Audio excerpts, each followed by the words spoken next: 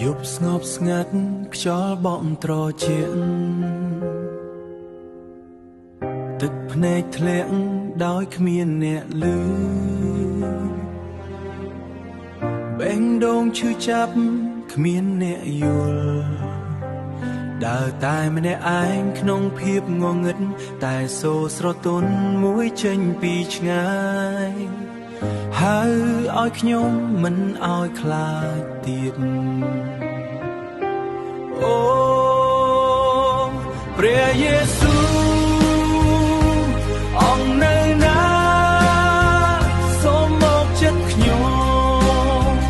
នៅពេលខ្ញុំយំពន្លឺតូចមួយពន្លឺតូចមួយបំភ្លឺចិត្តខ្ញុំឲ្យខ្ញុំរស់នៅដោយមានសង្ឃឹមថ្ងៃកន្លងទៅខ្ញុំធ្លាក់ចុះក្នុងទុក្ខព្រួយមិនធ្លាក់ចុះក្នុងទុក្ខព្រួយ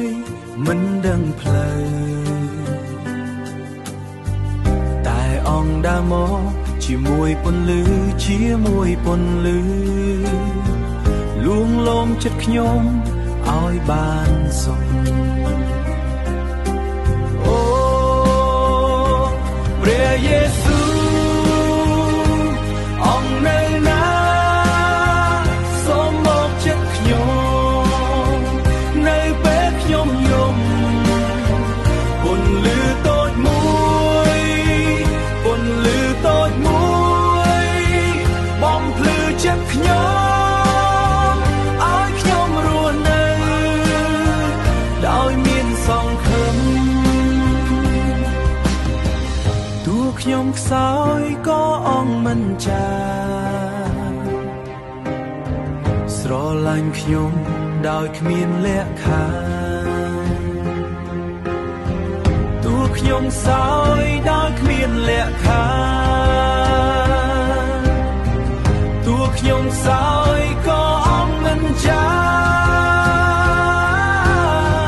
ស្រឡាញ់ខ្ញុំដោយគ្មានលក្ខខណ្ឌខ្ញុំរស់នៅដោយមានសង្ឃឹមដោយមានសង្ឃឹម